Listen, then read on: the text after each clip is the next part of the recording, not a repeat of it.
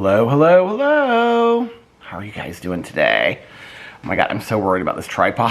It's like literally tripod leg. It's literally on its last leg. The tripod is on its last leg.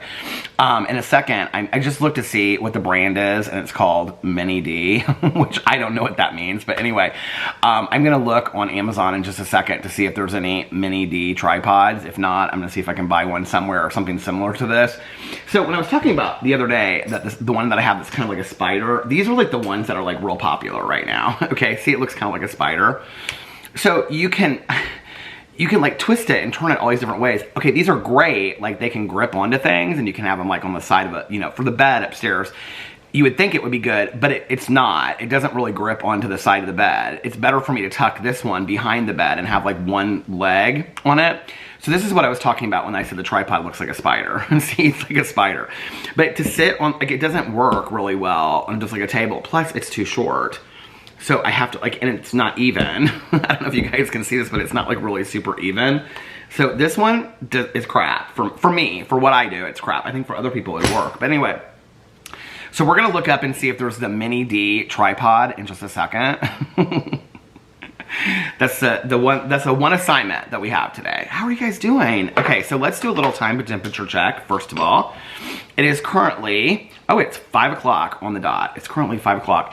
And it is starting to get cold outside. And it is very rainy. It's raining and windy and cold.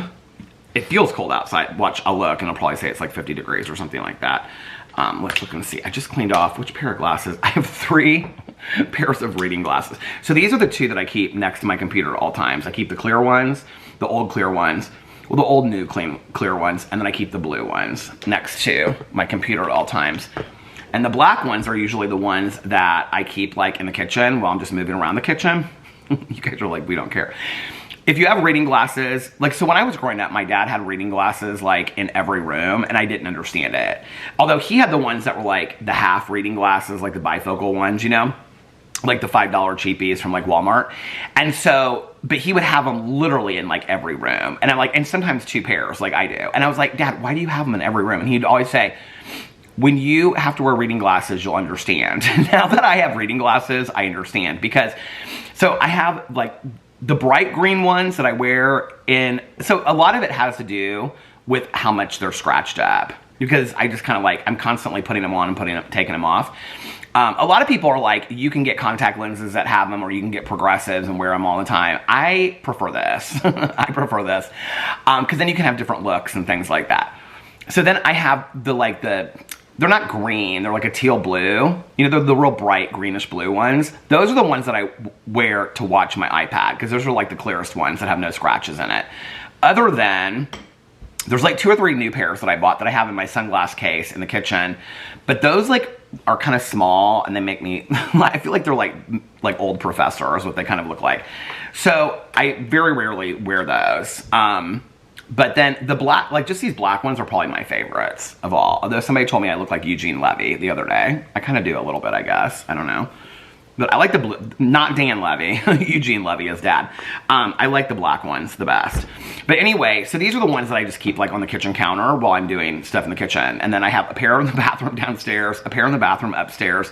Because when I'm like trimming my beard and stuff, I have to have my glass. I can't, right now you guys, this is why when people are like, you go in and out of focus, I can't tell, because I have to have reading glasses on. Like you guys are literally like, this is how far, you're like arm's length away from me. You're blurred right now. So to like trim my beard and stuff like that, I have to have my reading glasses on. It's just, it's pure hell, I tell you. And so I have a pair in the bathroom upstairs, and then I have, I think 2 pairs in next to the bed.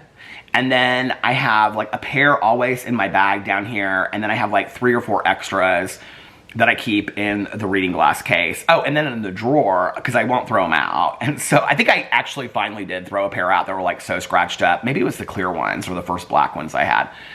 But then in the drawer, I have like the oldest of the old. In case one of those other 18 pairs that I have, for some reason, I wouldn't be able to find any of those pair, then I would have those to resort to. It's also why I've kept, do you guys do this? It's also why I've kept eyeglasses of mine that I probably am a completely different prescription.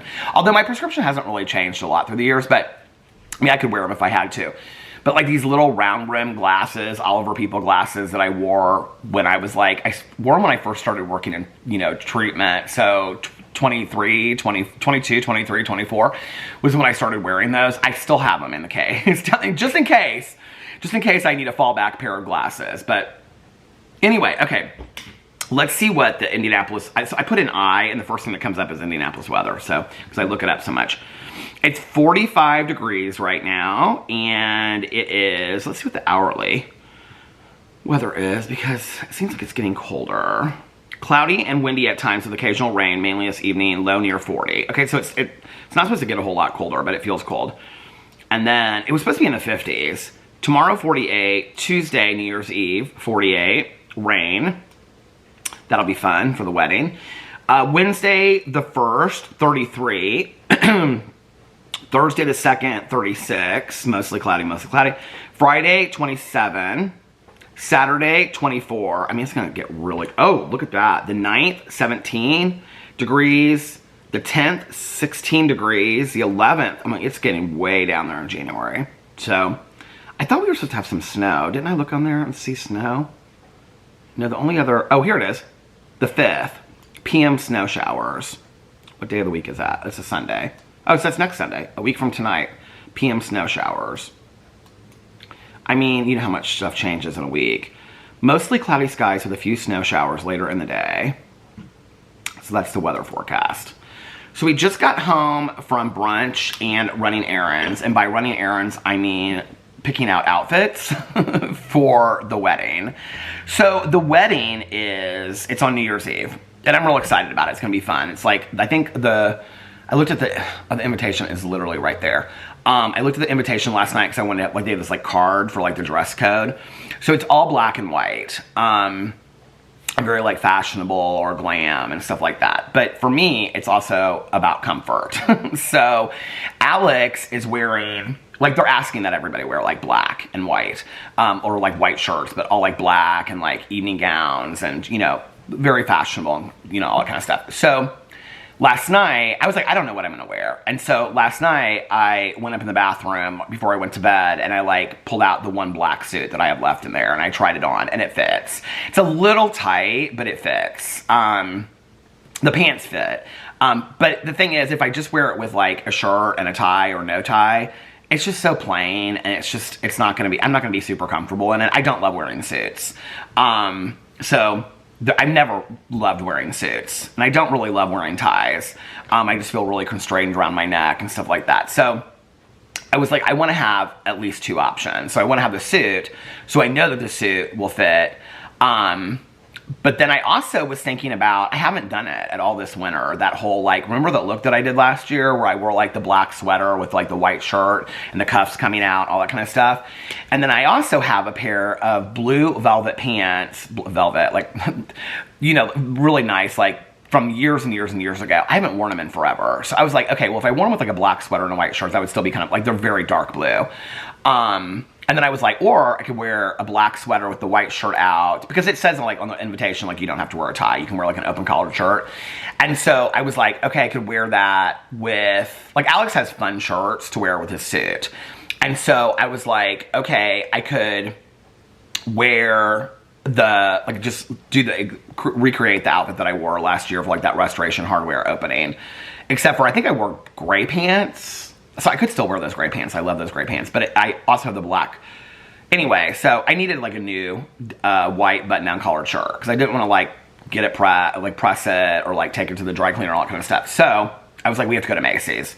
And I also wanted to get a new black sweater. So I didn't even like, I have like 3 of those like crew neck black sweaters. But I was like, no, I want a new one for this wedding. And, you know, it'll be New Year's Eve and all that kind of stuff. So we went to Macy's. Everything was on sale. But I got 2 dress shirts. I got one that is like pretty form-fitting, like it just fits like me. Like if I wore a sweater with it, it would be perfect. But then if I wear a suit, it's a little tight for a suit. Under a sweater, it's like perfect, because I wanted like the collar to come like straight, you know. But anyway, so I had to like, first of all, I had to try on these shirts. So this is why I love to do a lot of online shopping. I don't know why. Well, I mean, when you're trying on hoodies and stuff like that, like online, it's not like it's real difficult. Like, you just kind of know your size, right? Like, it's weird because I feel like it's been a while. Maybe it was like the jeans that I ordered from Buffalo Jean Company that they didn't fit and I had to send them back. I feel like that's the last time that I ordered something. And I think I have the Buffalo jeans on today, the ones that I got, the newer ones. I think I have them on today, a pair of blue jeans on. I think that's the last time I've had to return something that didn't fit. Shoes, I always like nail the size on them. Hoodies, t-shirts, like they always are like really accurate. I hate going to the store because I have to try on like 5 different things, you know? And so I'm trying on all these dress shirts and it's like every single one of them, whether it's like Calvin Klein, Michael Kors, you know, Alfani, whatever the brand is of a dress shirt, it's like I'm a little bit by just like, you know what I'm saying? Like, it's just like you're like 16 and a half in one. I mean, everyone is so completely different. So I'm trying on all these shirts. I'm getting real frustrated. I did not sleep great last night. Woke up with, you know, just like feeling like the whole bed was shaking and trembling again. Just weird because I had a great night last night. And so, but I don't think has anything to do with that. I think it's like people have said, it just kind of comes out of nowhere for no reason. Interestingly enough, I don't have any headache today associated with it, thank God. So we had a nice brunch and stuff like that, but I'm at the store and I'm just like, I mean, it's real busy. It's really, really busy. Afterwards, we went to J. Crew and Nordstrom Rack. And at Nordstrom Rack, I tried on this shirt. I'm going to show all this stuff tomorrow in like a haul. And I'm also going to show like Christmas presents and stuff. But this woman that like helped me in the dressing room, I was like, she just looked completely over it. And I said, are you ready to go home? She goes, I mean, it's Christmas is over. We need to stop all this shopping. I was like, I totally feel you. So anyway, at Macy's, I ended up getting, everything was like on sale. I couldn't believe it. Like this, I got this cashmere sweater. Oh, I had it over here. I was going to do like a whole show and tell, but then I thought, well, maybe I'll do it tomorrow for a haul for my Peter Does Stuff channel. So I'll show it tomorrow. But I think the sweater was like $100 or $140 or something like that. And I ended up getting it for like $50. I'll probably keep the sweater. The 2 shirts that I got 2 different sizes depending on if I wear a sweater or if I wear a suit. But then I was like, okay, so then on the way home, I really wanted to wear like a sweater vest. I hardly ever do that, but I thought that might be kind of cute to wear like a sweater vest underneath like a suit, you know, kind of thing. Like not like a button sweater vest, like a sweater, you know, not button sweater. You know what I'm talking about. Like a crew with a white shirt over it and stuff like that. Who is texting me? Hold on just a second. It's Nikki. Okay, hold on just a second.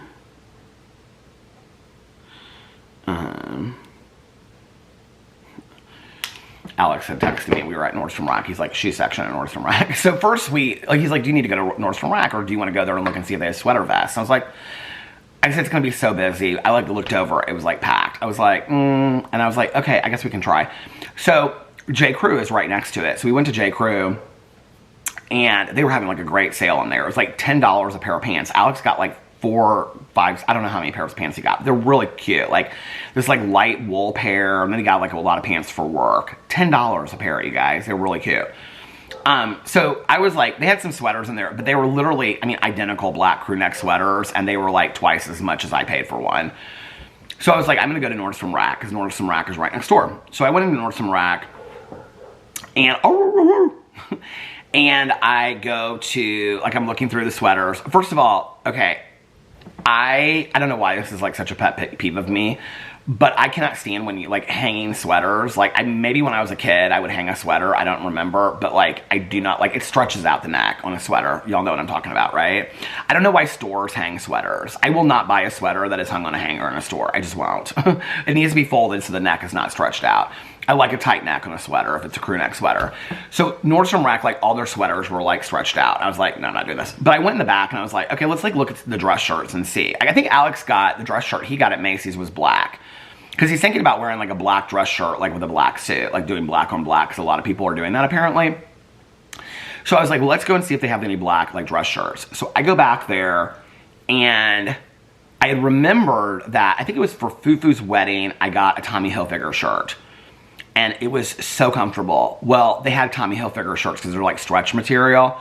And they had it in my size, and it was $39. When I just paid like $50, $60 for these two, like each, for these shirts at Macy's. I was like, because I said something to Alex on the way there, and I was like, if I get Nordstrom Rack, he's like, well, you can just take the other stuff back. I was like, I hate taking stuff back. So I go into the dressing room and I try on this shirt and I'm like, this shirt is perfect for a suit or a sweater. Like, then I only have to take, so I can take the other shirts back. I was like, I literally just saved like all this money. So I got the shirt, and then Alex was looking for loafers, but he couldn't find what he wanted, so he got a pair of like these boots instead. He got a pair of shoes at Macy's too, like black Chelsea boots. So then after that, we came home, and it's like really windy and rainy outside. So when we were on our way home, I said, okay, I want to vlog as soon as I get home, because I want to get the vlog up earlier, and I want to like just read and relax and watch shows tonight and stuff. I said, where do you want to be? He goes, whatever easiest for you, babe. And I was like, okay, it's probably easiest for me to be downstairs so that I can sit here and drink my coffee. Look, I lit the Christmas tree. I didn't light it. I mean, I plugged it in. You can't even hardly see it, but it's only going to probably be up for another couple days, so enjoy it. If I get a wild hair to take it down, it's probably coming down, I mean, it's whenever. And then there's my walking pad, which I'll be walking on tonight because it's too rainy to walk outside. So, all right, let's light the candle, first of all.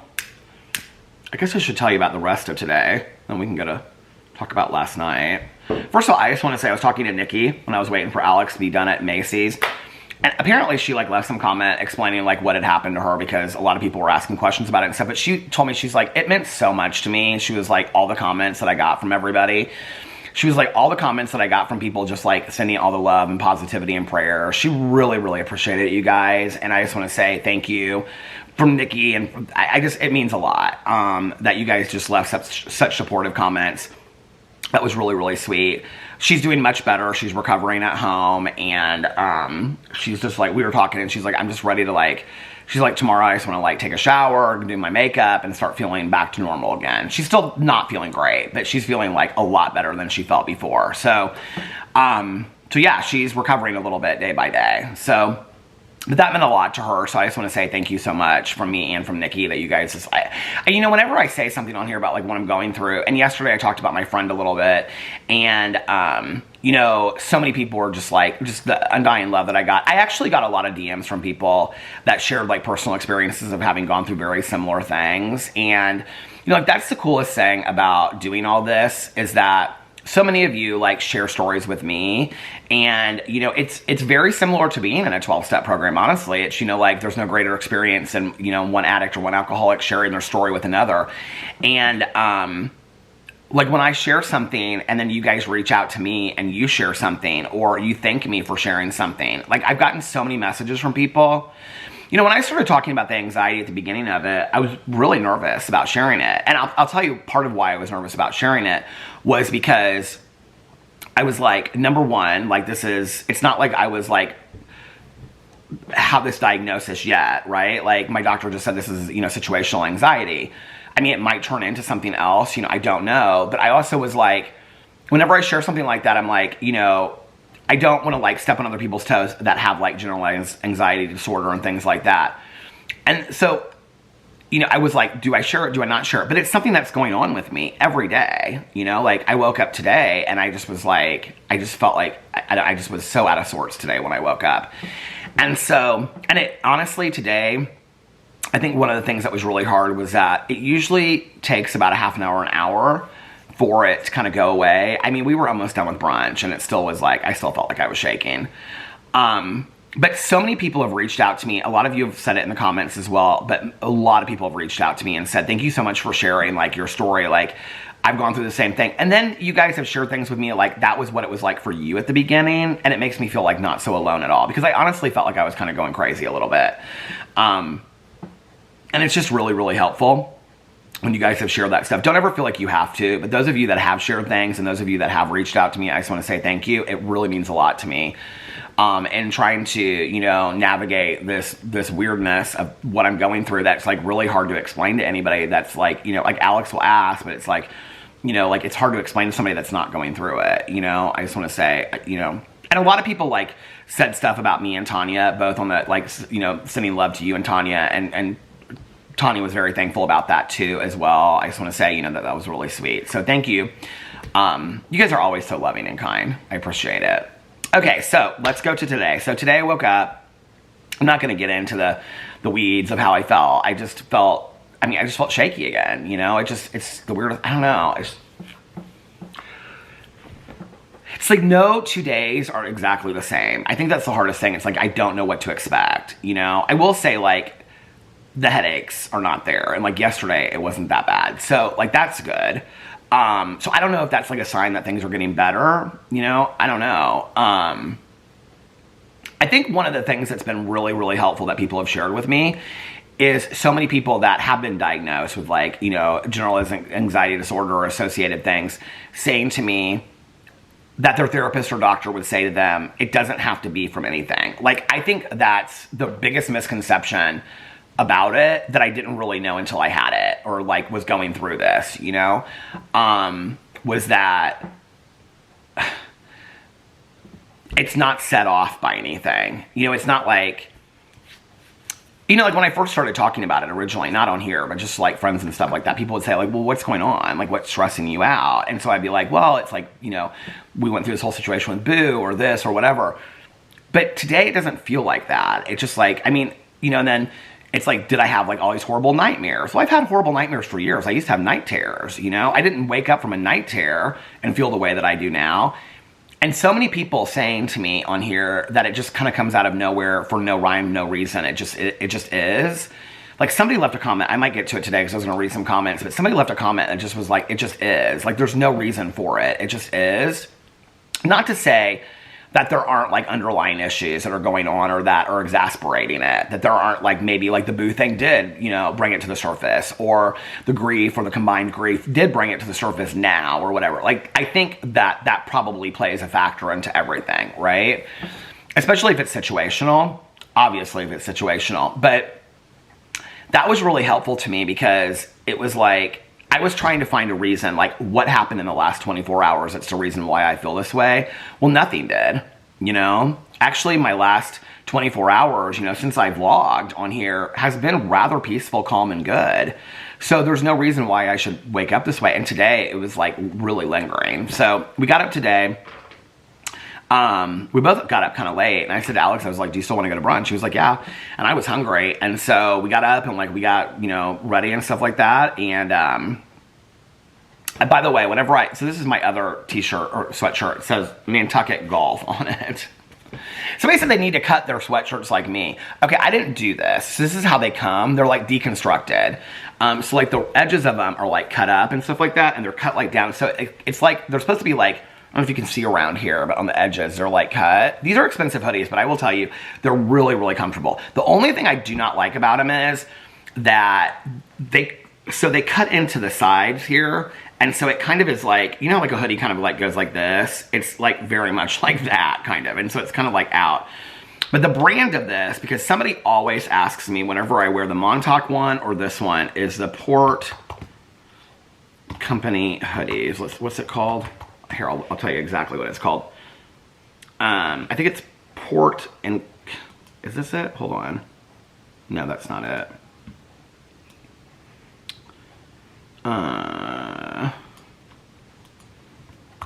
Nantucket. Let's see if that pulls it up.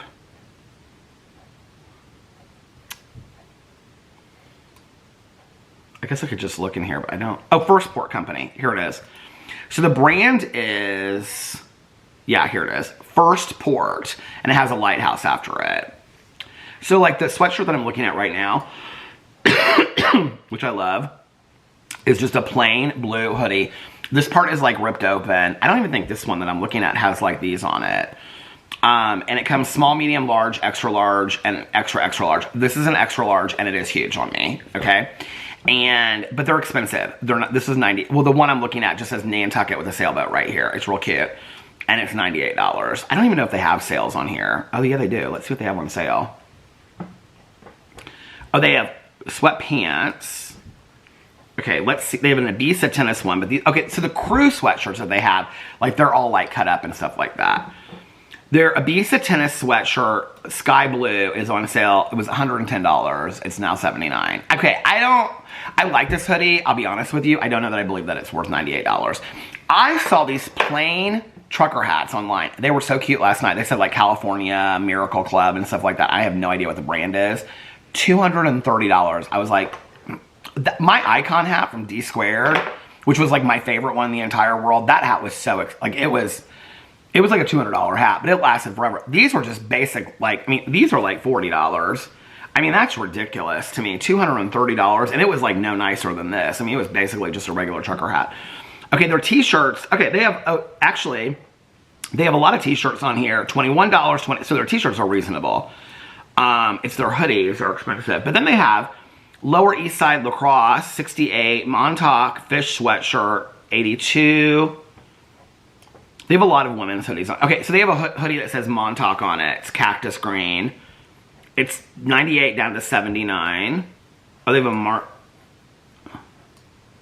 okay, Ibiza Tennis, $25. Their t-shirts are cheap. I mean, not cheap, but okay, what are they originally? Let's see. Oh, $55, so they're like half off. Stockholm Design and Architecture, $72. A lot of their hoodies are on sale. They have like a women's Paris prep sweatshirt that looks like a prep school. Barcelona basketball, $68. Nantucket basketball. If this hoodie that I have on is Montauk Golf, $68, but that's not a hoodie. Oh, Mystic! I would love this one because my mom loved that movie Mystic Pizza. I don't think I've ever seen it all the way through. I don't know. But it's a crew neck and it has a sale button. It says Mystic underneath it and it's $68. Oh, they have a hoodie that, okay, so they've got a lot of stuff on sale. Oh, Los Angeles basketball, New England by the Sea t-shirt, $25. So anyway, the brand is called First Port. They have bags. What bags do they have? I think they're just like canvas bags. They are. I looked before. They have hats. Let's see what their hoodies are. I'm like going to show you guys the food from Brunch since I never show it to you. It's like I can smell it coming up here. Okay. These are some of the ugliest hats I've ever seen in my entire life. They're like a mix between like a trucker hat and a dad cap, and they are so ugly. I wouldn't buy any of these hats. And they don't have them displayed very well either. They look like, if you look on here, they look like when you see like a vintage trucker hat on eBay. They have Mykonos yacht sales though. That hat's cute, but like, let's see if they have it on somebody. No. That hat is like such a basic hat for $44. Oh my God, this is ridiculous. Anyway. They do have a corduroy hat though on here. New England by the Sea, but it wouldn't fit me right. I can tell just by looking at a hat. They have a couple corduroy hats on here. Watermill corduroy hat. Anyway, they have cute stuff on here. They have a Paris hockey hat. I just went away from it. Where is it? Yeah, Paris golf, it says. I thought it was hockey sticks. It's green corduroy. Anyway, the brand is called First Port. Okay, so got up today, got changed. Alex and I both just wore hoodies and hats, and then we went to Café Pesu. I actually saw, it was so funny because she doesn't live anywhere near, I mean, she lives like way on the north side. I saw a sober friend of mine in there. Like we walked in and I was like, it just like, it felt like, it's so weird. It felt like seeing like, you know when you're in high school and you see your teacher like at the mall shopping or something? Or that scene from Mean Girls when like the teacher is like, or the counselor or whatever she is working in the mall. It felt so like that when I saw my friend there because it just was like, I don't know, it's like weird, like to see her in this part of town in the middle of the day, because I usually see her at a night meeting. Anyway, I hadn't seen her for a while, so I went up to her. So good to see her. It was so sweet to see her. And so then Alex and I got brunch, and he got coffee too. Did he get coffee or did he get a Coke? I can't remember.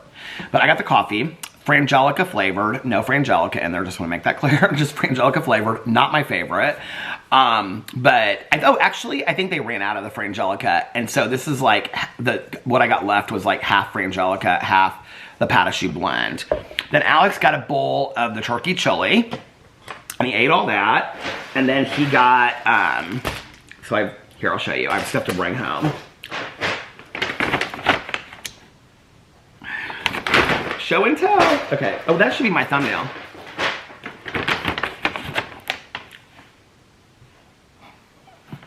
That's like people will be like, is this a review? I'm so confused. So then he got the Cuban. So since I always talk about this stuff, I don't think I've ever shown it on here. So I thought I would show you guys. Well, first of all, our server was so sweet that she sent me home with, I thought I would do a review video of this. Okay, she sent me home with some of this orange bread, okay? This is the mini cranberry orange quick bread. So since my mom used to make orange bread back in the day, I thought that I would review this. And then she sent me with some of these vanilla candied pecans. Now, these are both really healthy things to have in the house when you're on a weight loss journey. So, but I really appreciate that she's, so like, they get rid of, like, if you're there at the end of the day, like anything that's like, okay. So anyway, so then the camera stopped as I was holding up the bread again to say, doesn't this look so good though? Full review on my review channel tomorrow, of which I'm gonna make my list here in a second. Okay, so this is Alex's Cuban, the leftover Cuban. You can see hardly eats any of it. Turn up the light a little bit so you can see it, if you can see it or not. There it is. So this is Alex's Cuban.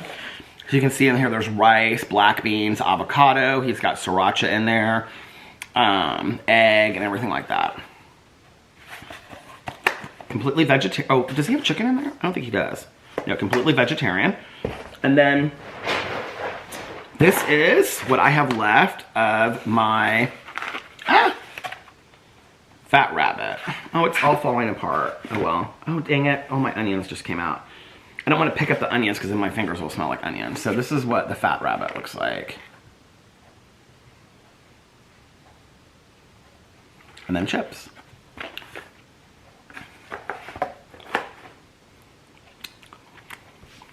I felt like for a second when I was holding it, I was like, is my hand shaking? It doesn't look like it's shaking at all.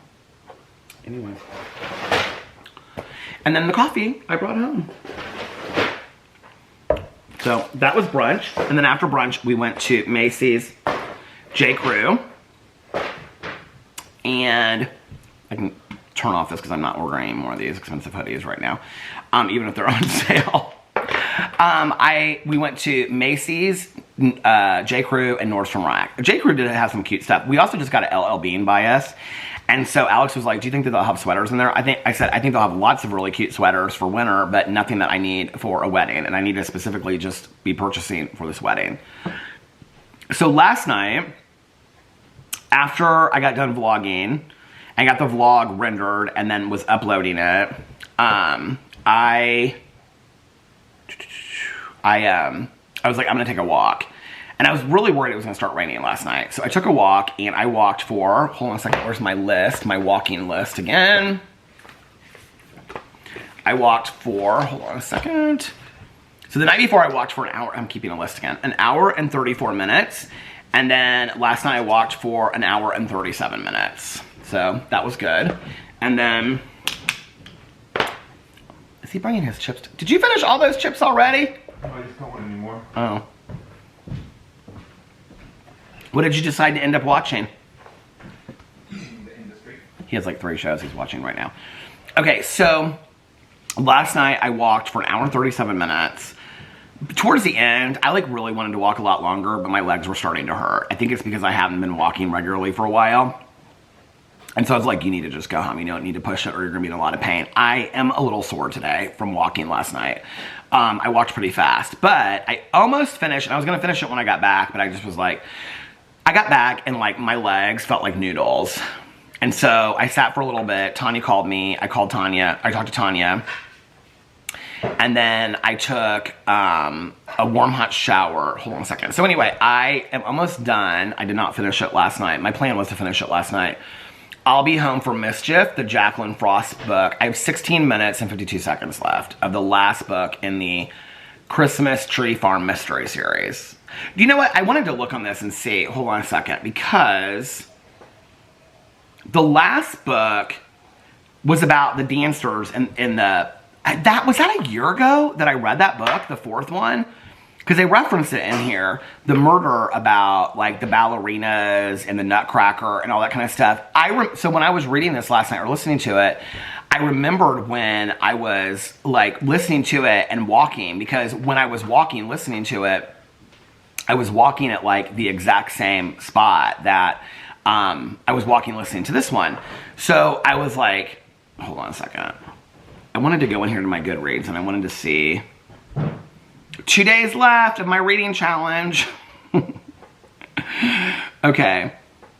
You know what would be easiest to do is just to go in here where I'm on my books I'm reading. I wanted to see when I read that book. So I was like, was that last Christmas? I was listening to it and I was walking. Let's see when I read it. Okay, so this is the 5th book. So the 4th book was called Stalking Around the Christmas Tree. When did I finish it? Does it say on here? Stalking Around the Christmas Tree. You finished this book on February 9th of 2024. So that must have been when I like really was starting to walk last year. Because I started the weight loss journey like right after like we got back from Mexico last year.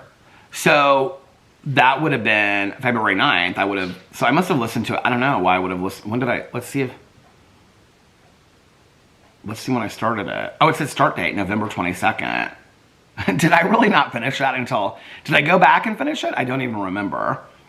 But anyway, I must have stopped it because I know that like in January last year when we were in Mexico, I read, The Reese Witherspoon was the first book that I read last year.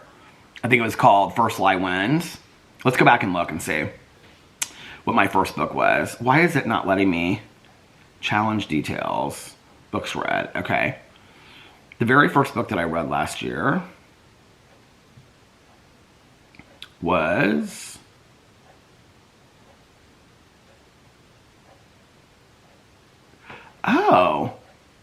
Heartstopper by Alice Osman. I took that on the trip. I totally forgot about that and finished that. And then I read Confidence, which is book 2 by Denise Mina. I do remember sitting on the patio and listening to that last year. It's about, so those Denise Mina books, Conviction's the first one. What's the second one called?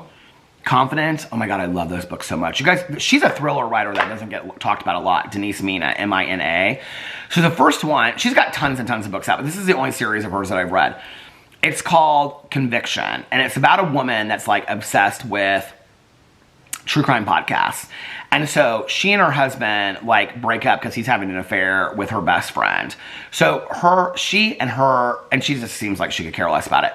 So her daughters end up spending, I think it's like Christmas or something or spring break with their dad and his new wife or new girlfriend, which is her old best friend. So she goes to try to solve this crime in this podcast that she has some tie to, but you don't know what it is.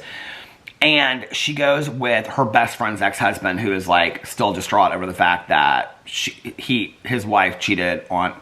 Anyway, so the second one is actually about a YouTuber that went into abandoned houses. It's really, really good, and that's the one that I read, and that was called Confidence. Then the next book that I read was called First Lie Wins. When did I finish these? Let's see. View book details. So Confidence, I finished January 4th. First Lie Wins, I know I finished when I was there too. Maybe next time I finish when I was there. Okay. First Lie Wins, I finished. Oh my God, I was reading like a book a day, January 5th. Maybe next time, which I looked the other day and I gave it 5 stars. I was kind of surprised, but that was a good book. Those are all Reese Witherspoon books. Oh my God, I was reading like a book a day on the beach and coming back and listening to it. I forgot about this. The House in the Pines, that book sucked. That was Reese Witherspoon's book too. When did I finish that? Let's see. Hold on a second. Review book details. How many stars did I give it? I gave it 1 star. I finished it on the 7th. Yeah, I was like powering through these books. And that must have been when I came back and then I was stalking around the Christmas tree. Stalking around the Christmas tree. So I'm going to finish that tonight and then I'm going to start the Paula Hawkins book. I don't think I'm going to be able to finish the Paula Hawkins book before New Year's. At this point, I was like really wanting to hit 50 books, but I don't know why it really matters. We'll just go, listen, 2025 is where the challenge is at this point. I don't really care if I hit 50 books or not. I don't know why it matters. I'm really like, now I'm focused on the 2025 goals. So, okay, so last night, I took a walk. It was a wonderful walk, but like my legs were really like hurting at the end. I wanted to go farther and I was like, push it, Peter, push it real good. Bum, bum, bum, bum. But I was like, no. So I came back and it was weird because like after I came back, I took a shower first, then I took a shower and then I talked to Tanya. No, I can't remember. Anyway, I talked to Tanya at some point. I took a hot shower. Oh, I did talk to Tanya first. I thought I took a shower first, but I talked to her first because I just got home and she was like, what are you doing? And I said, I just got back from my walk. And she goes, it's raining outside. And so I walked outside to talk to her because Alex was watching TV. And I was like, it had just started raining. I just missed the rain. It was like sprinkling a little bit right when I was coming back, but like just real light, like misting. And it just started raining last night. So anyway, Tanya and I talked. When I was talking to Tanya, she said, we were talking about our friend and stuff like that. But then she was like, we were talking about TV shows. And she was like, because I thought she had watched Black Doves, but she hasn't yet. I don't remember. It was Caroline watched it and somebody else watched it. I can't remember who the other person is. But anyway, so we were like talking about TV shows to watch. I was telling her to watch The Head.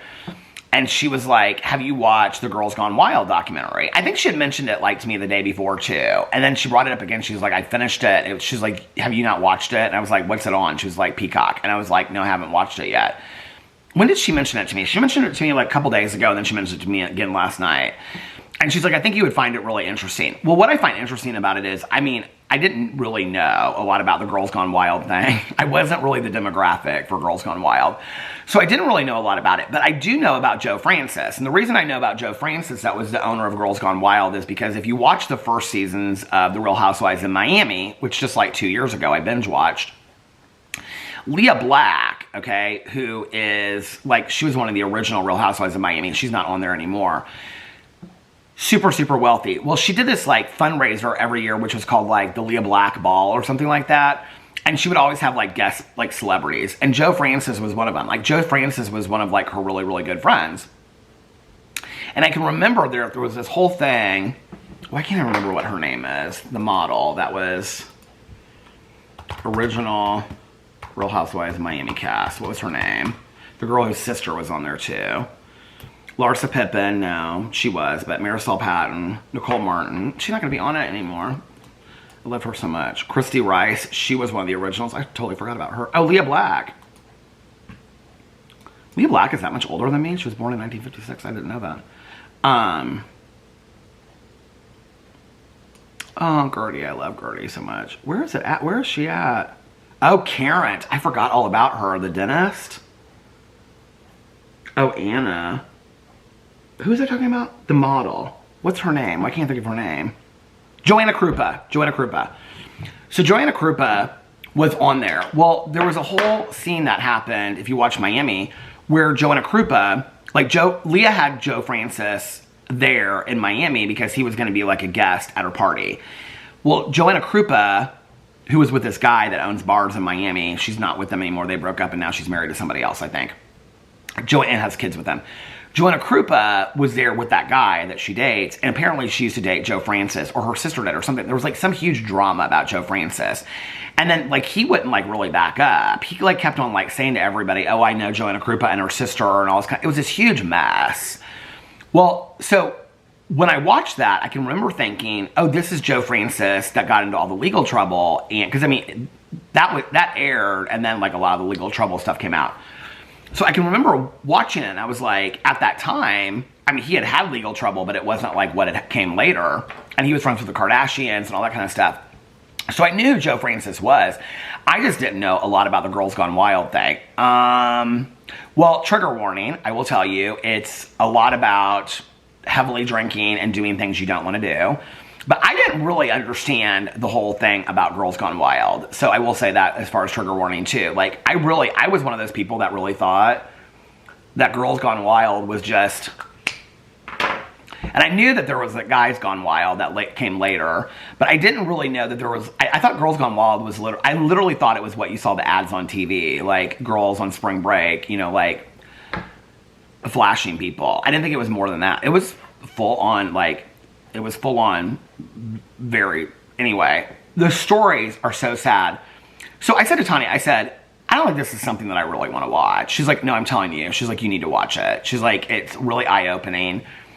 It's not just eye-opening about Girls Gone Wild. It's eye-opening about just the industry in general. There's a lot of like female journalists that speak and things like that. And this one part is where Joe Francis like invites this journalist to Chicago to like come and see. And basically this whole like, I don't want to ruin the documentary for anybody that's going to watch it, but she basically gets assaulted by him. She doesn't basically, she does get assaulted by him. And so then she writes the story, and her supervisor, I mean, she's never on the show. She's declined to interview, but her supervisor at the time is telling the story, and she's like, the saddest part was that her fear was that she was going to lose her job. And so it really shows like an insight. It's a lot about the perspective of like women owning their own bodies and how that changed, how celebrities contributed to that, and like the Girls Gone Wild phenomenon, how that contributed to like reality TV and OnlyFans and all that kind of stuff, TikTok even. He is absolutely crazy, Joe Francis. So, I mean, like, absolutely crazy. I mean, you want to talk about people rewriting history and narratives and things like that. I mean, he is, like, completely... I mean, anyway, the documentary is very well done. it's interesting because at the beginning of it, so he lives in Punta Mita, Mexico now, and has never come back to the United States because of all these like outstanding charges. So the journalist that sits down with him, he has a lot to say about her at the end of the documentary. So I will tell you, if you're going to watch, it's 3 parts. It's a quick watch, and it's very interesting. He sits down with her, but he won't be videotaped. Like, and I don't know if he's worried about like AI or something, but he won't be recorded, like video recorded. He'll only have like his audio and then pictures taken. So he's sitting there and he's like, this better not be like a hit piece. You better not be trying to screw me. And she's like, no, I just tell the truth, Joe. Well, his truth and the version, and then they interview like literally like 30 people, maybe more than that. I mean, from women that were on Girls Gone Wild that didn't know what they were getting themselves into, to attorneys representing these women, to attorneys, to like everybody that worked at Girls Gone Wild, from cameramen to this woman that worked for, a couple women that worked for Girls Gone Wild. I mean, I didn't realize how much money that company made, first of all. But anyway, that documentary. So I watched the first part of it. Maybe I watched the first 2 parts of it. No, talked to Tanya, came inside. I checked with Nikki too, came inside, and then I took a shower. I took a, trimmed my beard. I was putting in my vlog yesterday. I was like, you need to trim that beard and shave around your neck. So I trimmed my beard and shaved my neck and took a shower, put on comfy pajamas and stuff like that. And I came downstairs and I mean, my body just felt so like loosey-goosey. I was just like, from walking, because I'm like walking like this the whole time, you know, like I just felt so loosey-goosey. Even talking about it right now, I'm like, okay, I can just like put on a movie and I can walk inside of my walking pad, and I'm kind of like, maybe I just need to take the day. I don't know. Maybe it's been 2 days of heavy walking. Maybe I just need to take the day.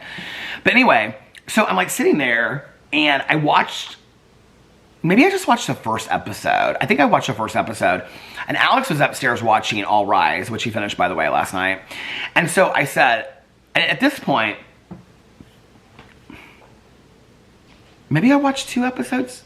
I don't know, maybe 1.5. And it was like 11:30. It was like almost 12. And I said, I want to lay down so bad. I said, but it's so late. And he was like, well, then just lay down. And so I came upstairs and I like lay down for like an hour and a half. And I just like, when I woke up, he was going to bed. And I was like, are you going to bed? He's like, yeah, he had finished watching the show.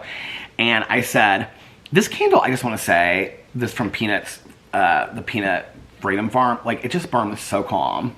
Do you guys know what I'm talking about? That like some candles are like flicker, flicker, flicker, which I don't mind, but this candle just like burns so calm. Look at that. Maybe it's how I have the wick trimmed. Maybe it's all about me. Perfect Peter. Perfect Peter and his perfect wax trim, or his perfect wick trimming skills. I mean, there's not a lot that I'm good at, so that's one of the things. Well, I'm not good at it because I ruined some candles because I cut them too low. And then try to dig them out and things like that. So, no. Perfect Peter is a joke. That's a joke. Anyway. Oh, he thinks he's perfect now.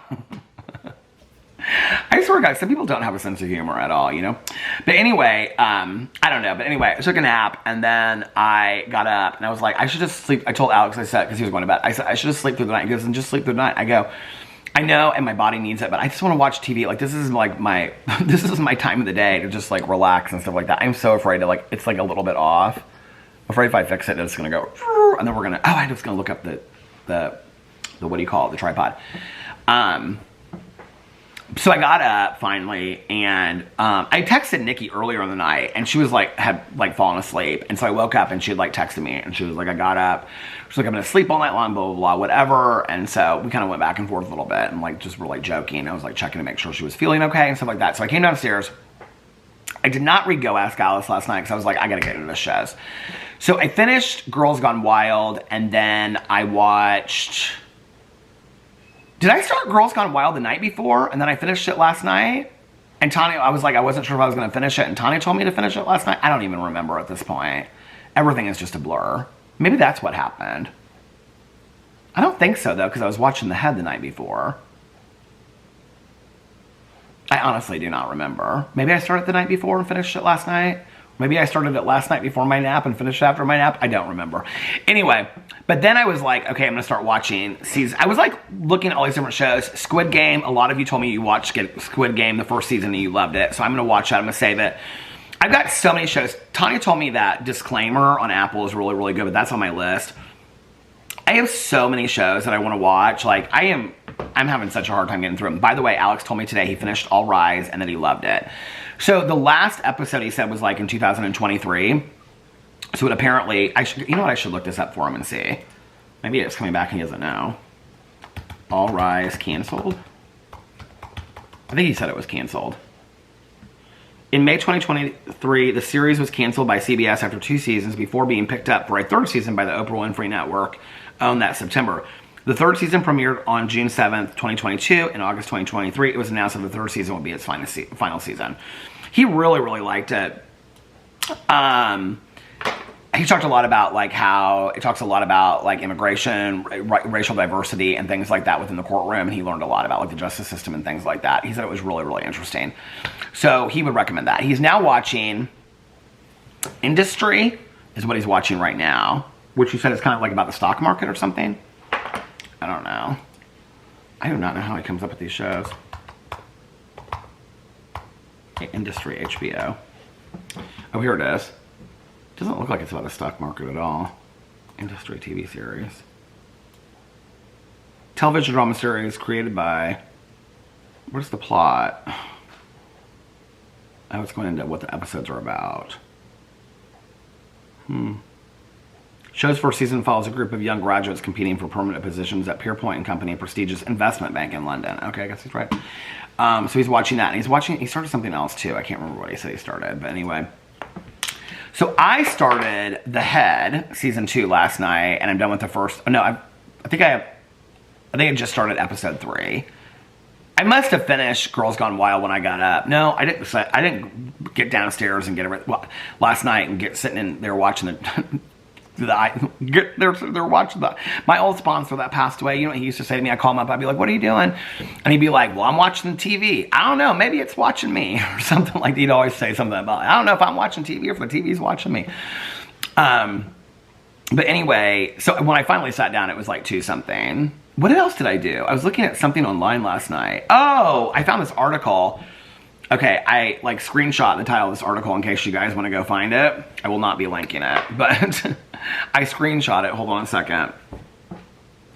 Oh, day planners that I want to look. This episode, I saw this on Facebook, of Dateline called The House on Shalimar Way, which we'll look up in just a second.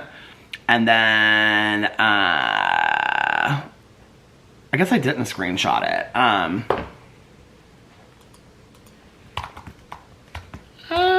The House on Shalimar Way. Okay. Oh, here it is. When did it come out? 2 days ago. Dateline. Where do you watch? Oh, you can watch it on Peacock. Okay. When Leslie Newlander dies after what appears to be an accidental fall in the shower in her New York home, 2 friends join forces to seek justice on her behalf. Insider to speak out on the latest twists in the final chapter in the case. So I may watch that tonight. Okay. Is Sister Wives on tonight?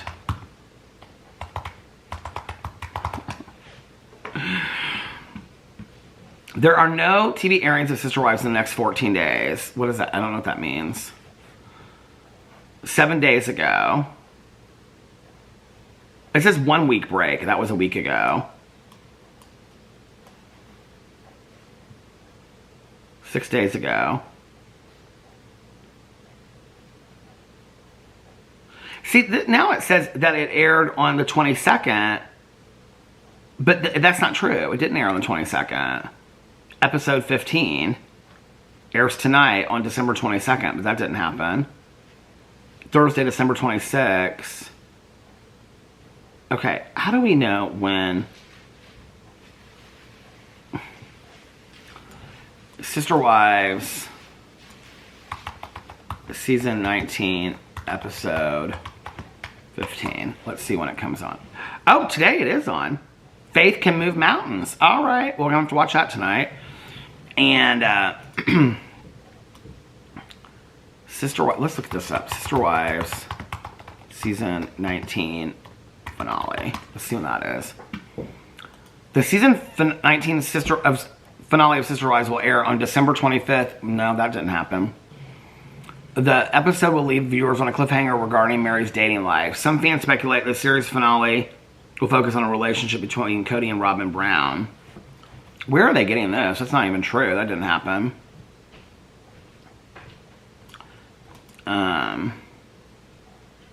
Where are they getting this? The finale of Sister Wives season 9. This is from Screen Rant. December 25th, 2024. That's not true. Is tonight this finale? Mm-mm.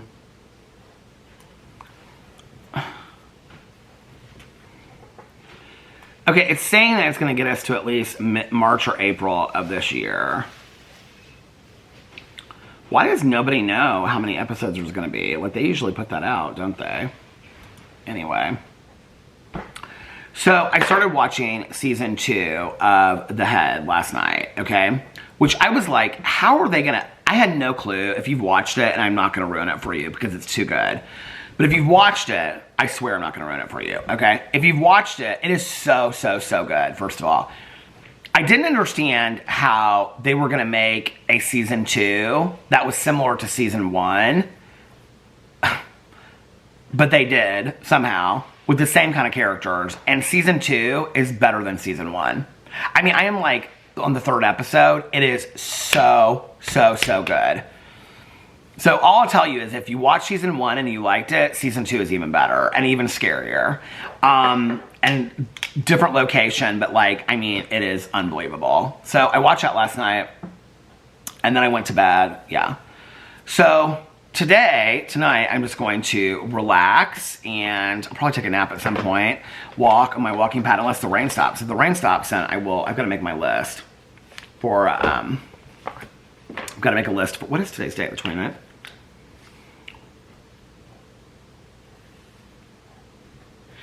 I've got to make my list for my videos for tomorrow. And then, you know, it's weird because I was talking yesterday about how, like, you know, just like taking some time off, not filming, blah, blah, blah, probably till Monday or the New Year's or whatever. But like today, if it wasn't so late, I probably would film more because I'm kind of missing filming a little bit. Like, I'm wishing that it wasn't so late because I would sit down here and I would, my husband is going through all of his stuff upstairs. I can hear all of his new purchases. I would go and I would film some videos on some of my channels today. So tomorrow, depending on what time I get up, I was a little worried that on Tuesday, I was gonna, that we were gonna, because Alex isn't working on Tuesday. So I was a little worried that we were going to go out and find some kind of outfit, and I didn't want to do it. And he said, he goes, let's not wait until Tuesday to come up with an outfit and be rushed for the wedding and stuff like that. So I'm really grateful that I have 2 outfit choices now, maybe 3 outfit choices for the wedding on Tuesday. So, and then I was thinking about this today, like, I'm not gonna like, if I pre-film videos for Tuesday, it'll be like 1 or 2 videos. I'm not gonna like push it real hard. I'll probably, my plan is to get up on Tuesday and film a vlog. And that will be the only video that I film on Tuesday on New Year's Eve. My vlog kind of like saying goodbye to the year. I will be posting a vlog on New Year's Eve. I just don't know what time that vlog will be posted or whatever. Either I'll have it scheduled and planned before we go to the wedding or it'll be posted real late on the 1st.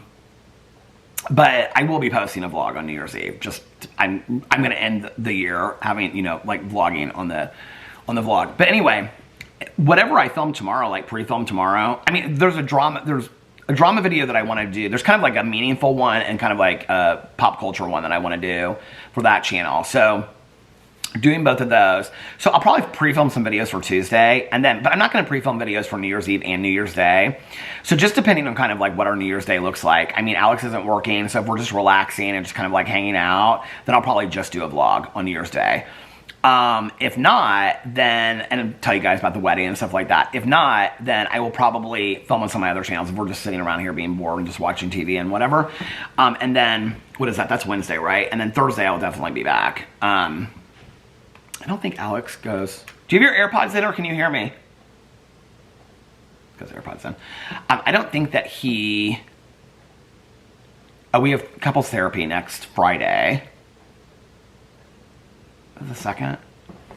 1st is Wednesday, 2nd, 3rd. Yeah, we have couples. Oh, you know what? I have therapy next Thursday. We have couples therapy next Friday. And then, so that's next, well, I can't believe we're starting. My days are so off from like Christmas and New Year's. Does that ever happen to you? It seems so weird. Like my schedule is so completely off. So Thursday I have, bring out my calendar book. You know what I just realized? This is why I started looking at calendar books last night. I was like, I have got to buy a calendar book because, I mean, it's the last week and I've got to get on there and figure out what I'm going to, I don't have my new calendar book for next year. What am I going to do? What am I going to do? Okay, hold on a second. That's my hair appointment. The camera stopped again. I'm always like looking down, talking. I'm just like putting my stuff away, looking. So I have therapy on Thursday, and then we have couples therapy on Friday. I don't think we have anything on the weekend. Just relaxation, reading, walking, watching TV, watching TV. Countdown to Ultra Miami. I think it's is it the 25th anniversary this year? I'm so excited. And then countdown to the pool opening. How many days do we have till the pool opening? Should we look? Who wants to guess? I think the last time I looked, it was like 168 or 157 or something like that. How many days are we down to the pool countdown? The pool countdown. Oh, 152. It just went down from 6 hours. It was 152 and 6 hours exactly even. Now it's 152 days, 5 hours, 59 minutes, and 52 seconds until the pool opening. Are you so excited? I'm so excited about the pool opening. That's like 5 months, not even. Well, we're almost done with December. Can you believe that December is almost over? I feel like I have to say that because what did I say? In November, I mean, it seems crazy that I said, at that time I made the joke, I'm like, can you guys believe that November is like half over? Do you guys remember I made that joke in the vlog? And then somebody was like, it's like the 5th, and Peter's saying that it's half over, but I was talking about like, because I was looking at my schedule for the next week, and then it was like the 15th or the 12th or something, I was like, oh my God, it's almost half over, because I was looking at and so, but that was like the first week of November, and now we're in the last week of December. It is so crazy how time flies, you know? I was talking about this yesterday about going into 2025 and like, yesterday was like such a serious vlog. It was like such a serious vlog. And I will say that like talking out loud about all that stuff like really, really helped me. I know it probably didn't make a lot of sense to a lot of other people, but like it really helped me and I really appreciate it for you guys listening. And then when I walked, I had like such a nice walk last night. I was just like listening to the book and stuff like that. Because I thought about like listening to more Christmas books before, you know, like the end of the year or whatever. But I mean, like, you know, until the first week of January or whatever. And I was like, no, just like move on, you know. But like, I think one of the things I was really thinking about when I was walking last night was that like 2024, 2023, 2022, 2021... I mean, it's been like one year after another, and I think life is about lessons, right? And I believe that in life we are presented with lessons, and lessons are repeated until they are learned. And I think I'll continue to learn lessons. I mean, I think every day, every week, every hour, every month that you learn lessons, and I think it's about being open to lessons, right? I get in my head a lot about the lessons that I'm learning, and I like between therapy and doing inventory and working with my sponsor, like I'm in my head a lot about like, what am I working on next, and what do I need to improve on, and how can I be a better person, and what can I do with this, and what can I do with that. And I think like one of the things I came up to, not that I don't want to continue to work on those things because I do, but I think that one of the things that kind of like came to fruition last night as I was walking was like, you know, the battery just went to the halfway mark. I was like, the last couple years have been such years of like teaching lessons, and that's great, and I want to continue to learn lessons. But if I had to put into words what I really want the next year to be like, is that I want the next year to be like, when I was talking about trying to figure out what I want my next year to like look like going forward and things like that, I want to practice the lessons that I learned in the last couple years. Like I want to live, not always being, I mean, I think we're always taught lessons. I don't know if I'm making sense, but I like want to live my life more, you know, talking about, it's interesting because like this catchphrase of like living your best life, but like, what does that really mean? You know, like, can you say every single day that you're living your best life? And I'm not talking about like with having substance abuse issues, medical problems, mental health issues, you know, family issues, relationship issues, job issues, financial issues, whatever problems you guys have going on, okay? Outside of all that, because I think we all each on our own have our own stuff that we're going to at any given time, right? And with all of that other stuff though, like, do you think outside of that you're living your best life? Because I don't even know really what that looks like. You know, I know that I have bits and pieces of it, and most of my days are really, really good, where it's like, I love to like listen to audiobooks. I love to read. When I'm walking, it's so funny because like this is why I'm really hesitant to even take today off, because when I don't walk for a day, like a day or two, it's so easy for me then to not walk for 2 weeks. When I'm walking every day, I get into it and I look forward to my walks. It's like this tranquil period of just like, I listen to my audiobook, I get so into my audiobook, it like feels like I'm like, I mean, this Christmas Tree Farm Mystery, like I feel like I'm there, you know? And so, and it was like last night when I was walking, I was thinking about like reading the Housemaid books by Frida McFadden, and I'm like really excited to get into some thrillers while I walk. I mean, this is a mystery thriller too, but like I'm really excited to get into some like, you know, not just Christmas themed books.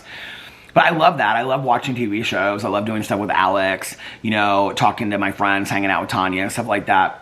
Like all of that stuff, those simple things that make my life, I love. But like, if you said to me, like, are you living your best life? Like there are things that I could be doing that would be more like I'm living my best life. Like I think, like when I was talking yesterday about really trying to give my energy to only positive things, you know? I mean, and I know when I say that, there's always going to be that person that's like, well, you can't because of this. Yes, that's true. And I think that there's times in life where, like I said, medical issues, physical issues, like, you know, mental health issues, family trauma, family problems, relationship problems, work problems, whatever, that you have to give some attention to things that are negative, right? But I think by and large to have like a very positive attitude about things. So there, years ago when I first started coming back to meetings, there was this woman, and she and I ended up becoming friends. I can remember even just like asking her one time, like, how do you like get to be like, she was just like, what? And so there was two women. One I didn't really ever know, but the other one I like got to know. And they would like just come in, like the noon meeting, I was there every day. They wouldn't come every day. They would come in like maybe once a week. And they would just kind of like come in like minutes before the meeting started. And they would just like, and they would share like so profoundly from their heart. And then when the meeting was over, they just kind of like left, you know? And they just were so like, they were just pure examples of like peace and serenity. Have you ever met somebody that like, when you're in their presence, it's just like they don't get caught up in all the mess and the drama. They're just like in peace and serenity, you know? Like, and you know, I've had so many friends of mine that like they've gone through such hell in their life, but even when they're going through hell, I'm not talking about putting on a mask and faking it. I'm talking about like in the middle of hell, they still like stay calm. And I mean, these are loving and kind people. Like these are people that I admire and respect, you know? And so I think, you know, living my best life partly is where am I giving my energy to? That's what I talked about yesterday. Another part of like living my best life is like I mean, a year, you guys, of being on maintenance on my weight loss journey. Like, let's just be for real, okay? And I know, like, I can beat myself up about it, and then people are like, but Peter, you should be so proud. It's a year, like, you maintain the same weight you're at. I am very proud of that. You know, I'm very proud of the fact that, like, I haven't gained all my weight back.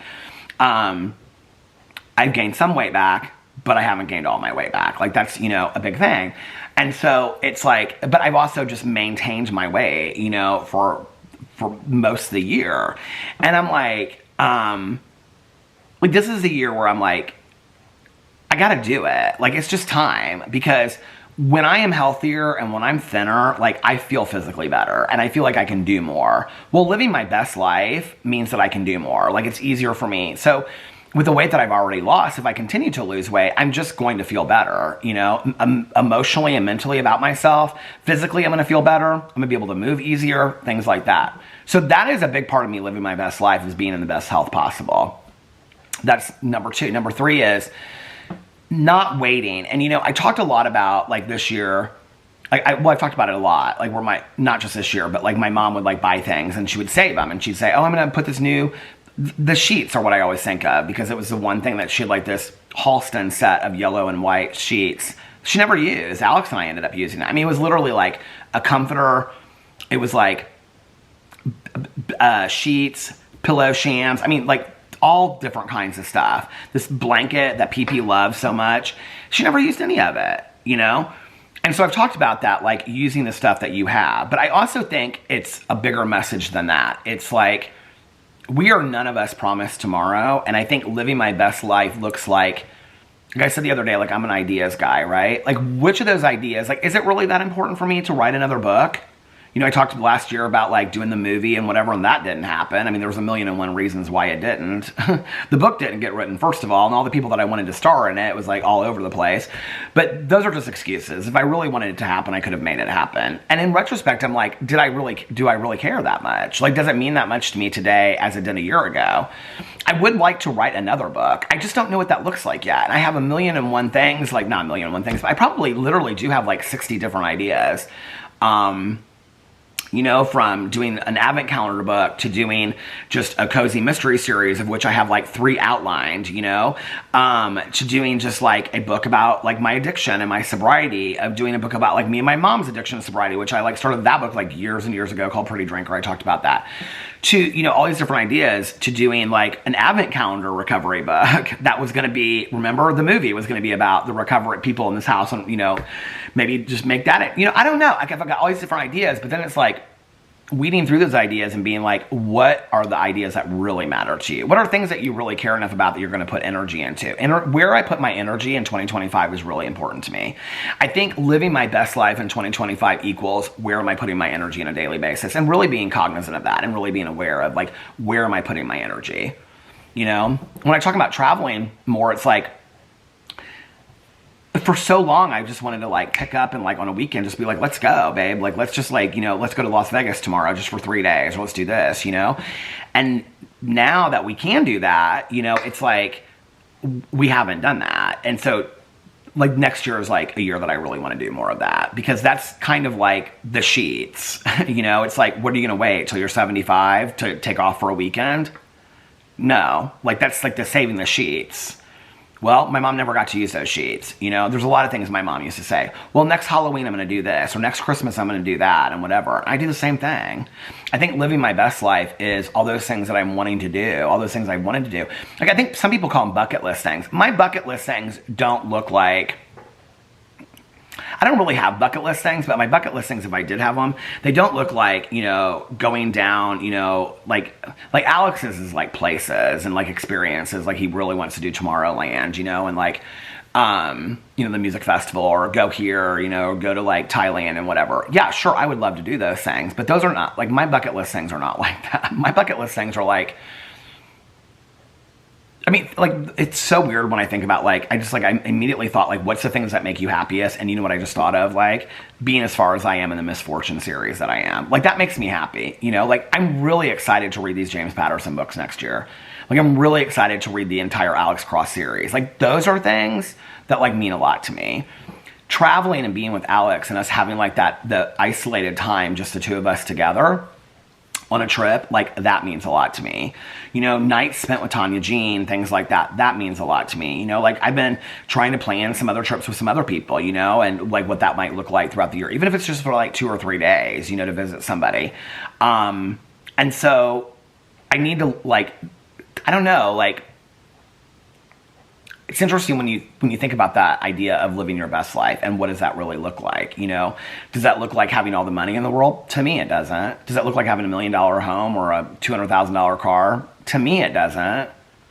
Living my best life looks like being surrounded by people that I love and that they love me, and that the relationship is reciprocal.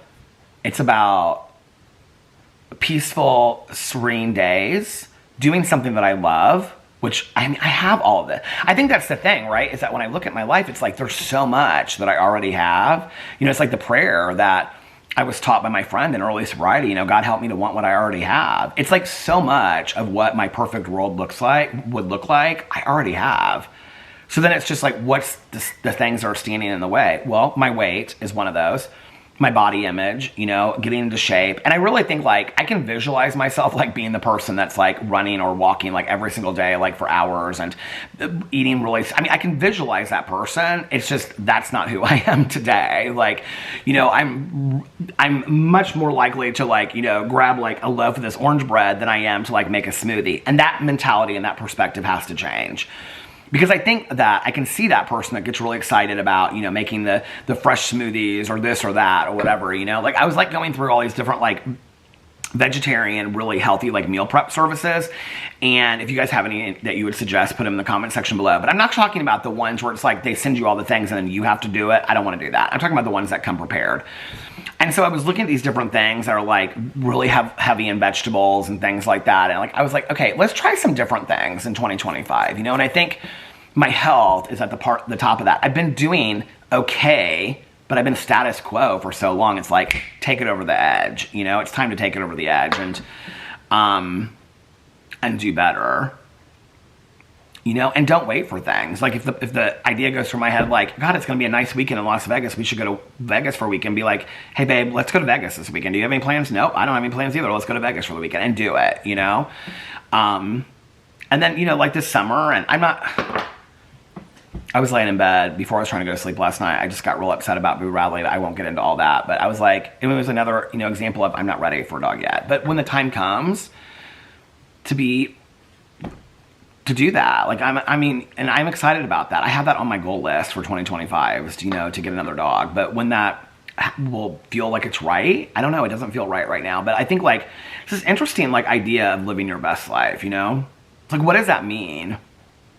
We should look it up, shouldn't we? Hold on a second, let's look it up. I feel like my battery's gonna start dying here in a second because it usually dies around an hour and 16 minutes mark, and we're at an hour, it says 15 minutes and 38 seconds right now.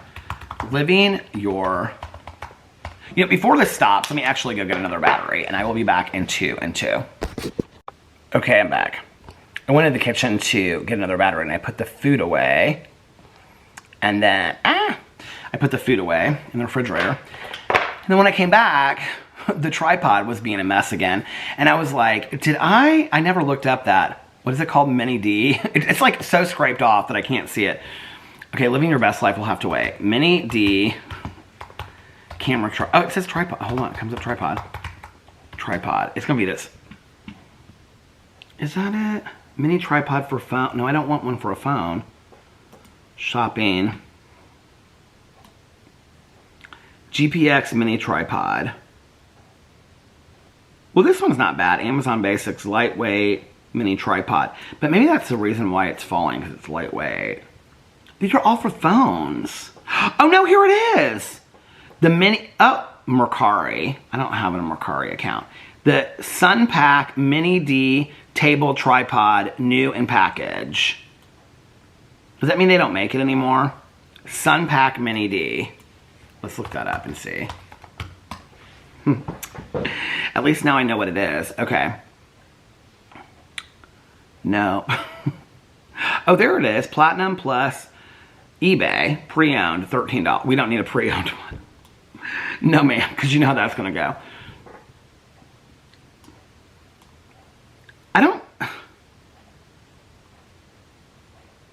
I don't think, okay, I don't know.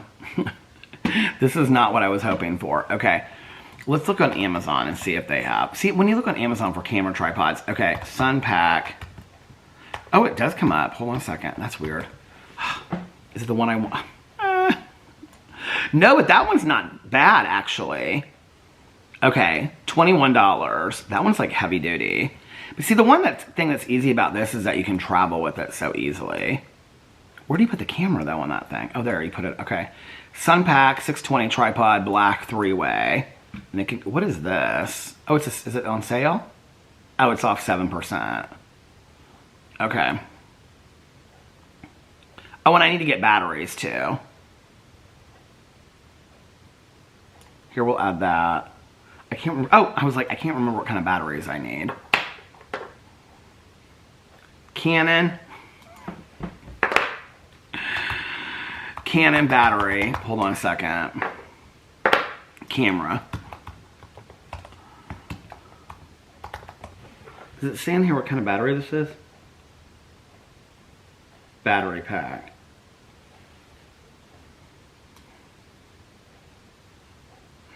That looks like it. Battery pack. Compatible with Canon. Maybe that doesn't look like it. That doesn't look like it. I'm gonna have to sign in and look at what I bought before, which is probably forever ago. I need everything. I need a new computer. I need a new camera. I don't really need a new camera, but I'd like a new camera.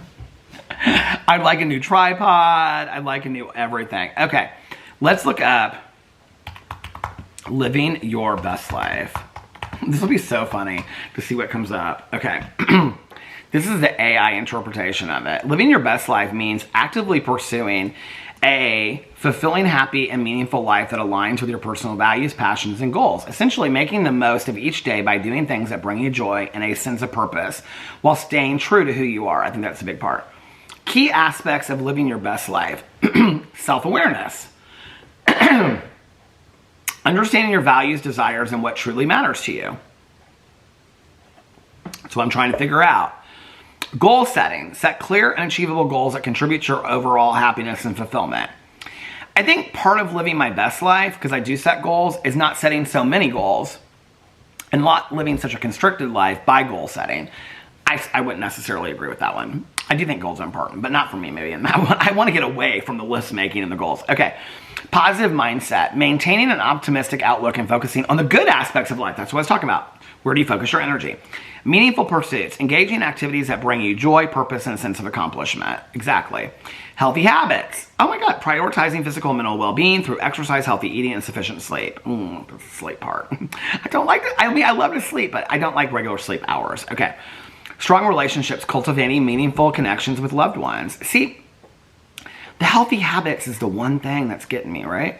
Personal growth. Continuously learning and developing new skills to reach your full potential.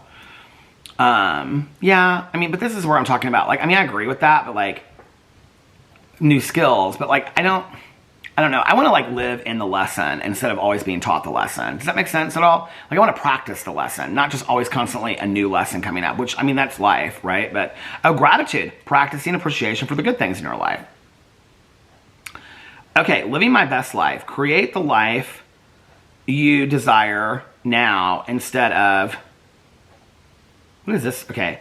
What does it mean to live your best life? This is from Co-Create. What does it mean to live your best life? Who is this person? Help. I offer help. I help other caregivers. Okay. What does it mean to live your best life? I get that live your best life is a common phrase and probably one we both use too often, but there is a natural inclination to do what you want to be able... inclination to want to be able to say at the end of the course that you lived your life well. I agree, yeah. The definition of living life well and the claim to be living your best life is purely subjective. In fact, it seems to be the antithesis of living in the way others expect. Exactly. It invites setting aside the conventional wisdom, the rules for getting it right, and pursuing your own path to happiness and ultimately satisfaction. Okay, this is what I'm talking about. Listening to more of the music, dancing to the songs that make you happy, the books you want to read, the movies you want to watch, doing what makes you happy is living your, like, this is where I'm like looking at my channels and I'm like, what is stuff that I would make, like, I'd have so much fun doing this, like trying, I mean, this is going to sound so crazy, but like the Alex Cross books, I know that that's not like a huge stretch or anything like that, okay, but like the Alex Cross readathon, like 2 years ago, 3 years ago is something I would have been like, I don't know that anybody's going to do this. Like, should I do it? Like, who's going to read along with me? And I'm so excited about it. Like, that's kind of what I'm talking about, you know? Wearing the most fantastic, fabulous, fun clothes. Like, that's kind of it, you know? Taking off a weekend and staying up till 5 a.m. drinking a coffee, you know, in some cafe, you know, and just having long conversations with, you know, the person you're in love with or your best friend or whatever, or walking around, you know, and just, you know, watching like a binge watching, doing whatever makes you happy, you know, that's what it's about to me. Oh, she Googled it too. She said, I Googled the topic and came upon a definition offered by travel writer and photographer Allison Armstrong for live your best life. Living your best life is not necessarily about being successful in conventional terms. It's not about doing things and having things that you think will make you happy more than anything. It's about being willing to live an unconventional life. Being willing to take risks.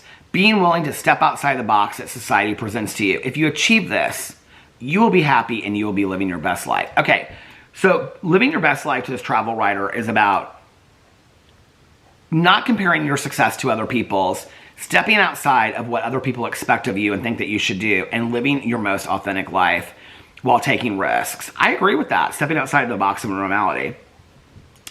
I don't know if I can say I've led an unconventional life, but perhaps I have. Okay. My life's unconventional in that she married young. Okay.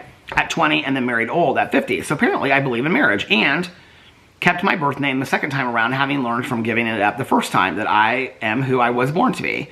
Chose not to have children for a variety of reasons, and I'm good with that decision. Accidentally fell into a PhD. I was 3 semesters from completion before I knew I was on the path. I love that so much.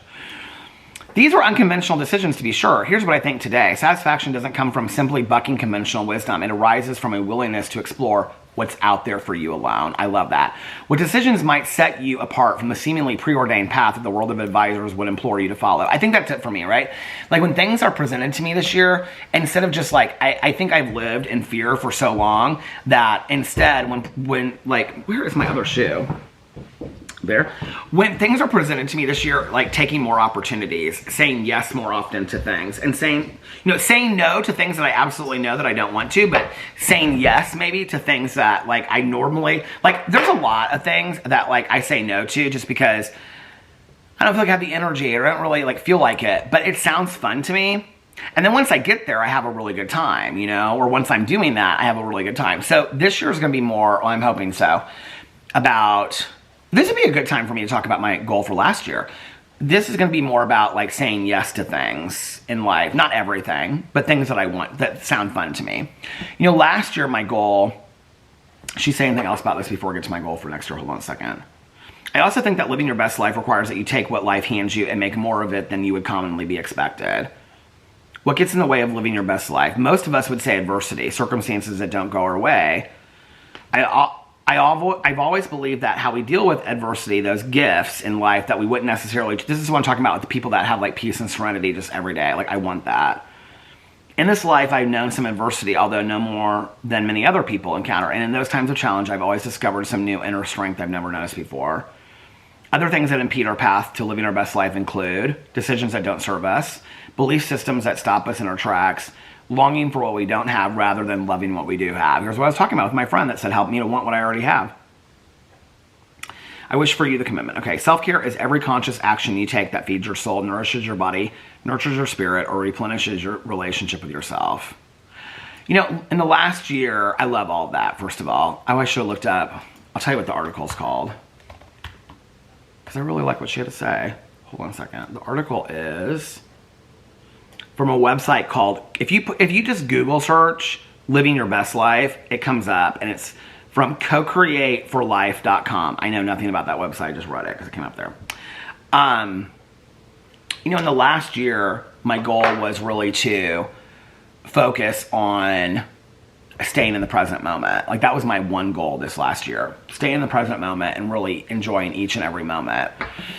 And it was not an easy goal at times. I am somebody that by nature either like, when they talk about having one foot in the past, one foot in the future, I'm that person, that shit's all over today. I am, either worried or fearful or stressed or excited. Excitement's a huge one. Like I'm so excited about this and I'm like, like Christmas or a trip that I'm missing the 20, 30 days before it, cause like, let's just get here. And then it's like, I miss those 20 or 30 days.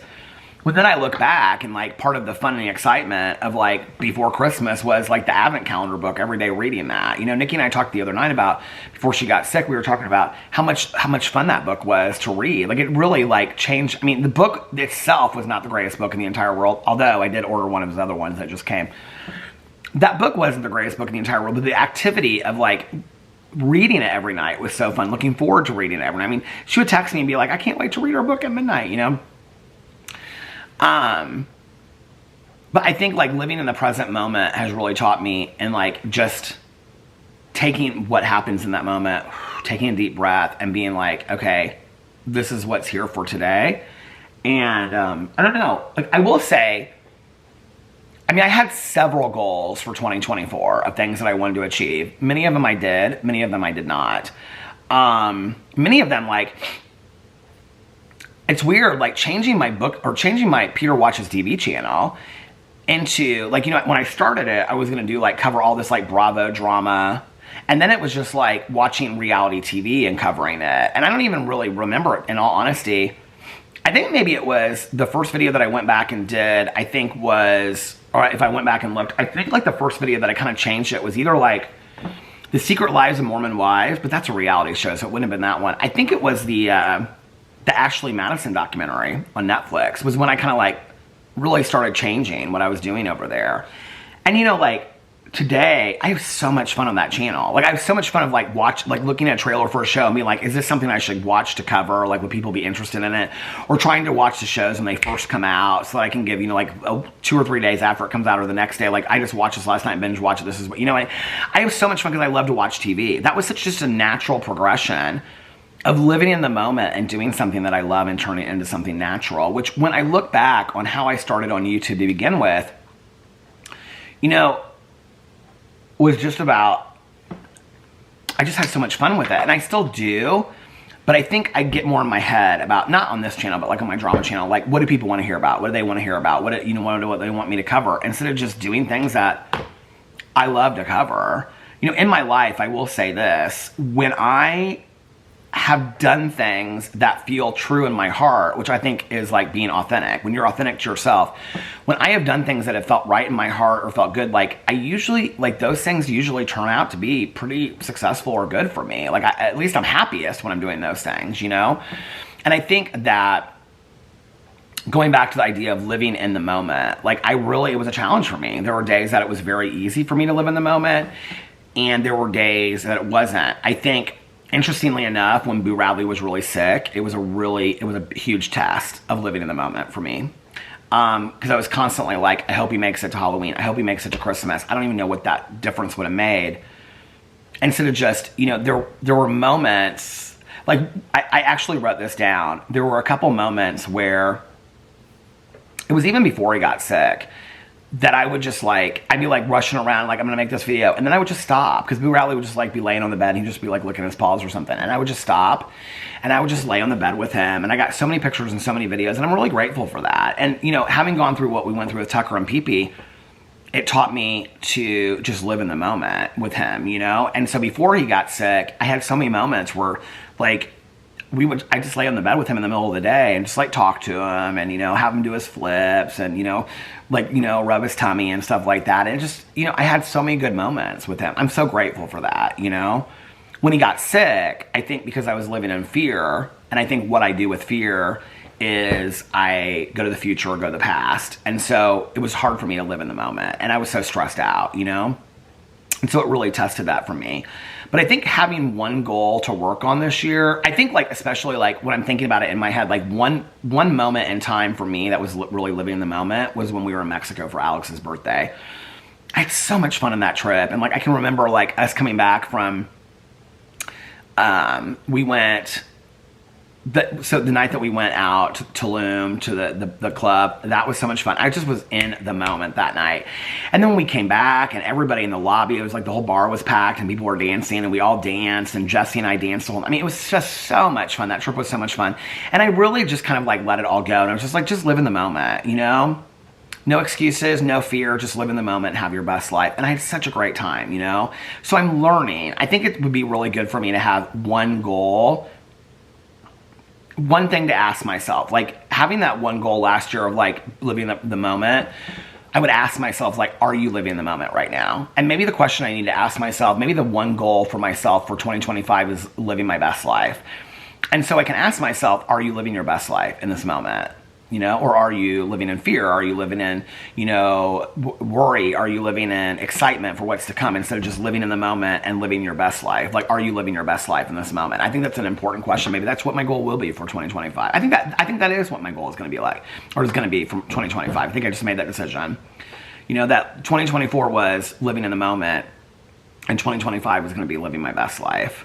You know, I don't really know what that looks like yet. I don't really know how to define that, but I think I'll know it when I feel it and I'm in that moment. You know, just like living in the moment for me was, I'm just seeing this moment. We came back to the hotel and in the lobby, we're all like dancing and, you know, like, and it was like me and Jesse like dancing like crazy to like ABBA music. And, you know, everybody was like clapping for, and it was like in that moment, I was so in the moment, you know? And I think living my best life, like I'll know it when I feel it, but I know the ways to get there, if that makes sense. And this vlog's part of that because I love doing this. But I don't know. I think that's going to be my goal for 2025, living my best life. All right, well, I'm going to get off here now and start getting this rendered and relax a little bit. haven't decided if I'm gonna, when I got up to go in the kitchen, my legs were so like, I was like, I don't know, am I gonna walk tonight? Am I not gonna walk tonight? I might have to take a break tonight and return to the walking tomorrow night. We'll see. Anyway, I might get a wild hair and start walking here on the walking pad watching a movie or something. Anyway, that should be my thumbnail, shouldn't it? I'll never remember that. Anyway, I hope that you guys are having a magically amazing Sunday and that you are getting refreshed, rejuvenated, relaxed, and renewed for the week ahead and also for the upcoming year. Lots of good thoughts, lots of positivity for you guys as we enter a new year. This is the end, weirdly, of 8 years of vlogging on an almost regular basis with some time taken off here or there for certain things, but very little. You know, I mean, I went in, you know, I actually could do this right now. I did this not too long ago. I went in and I looked to see like how many total vlogs there were. I don't remember how I did this. Okay. My channel.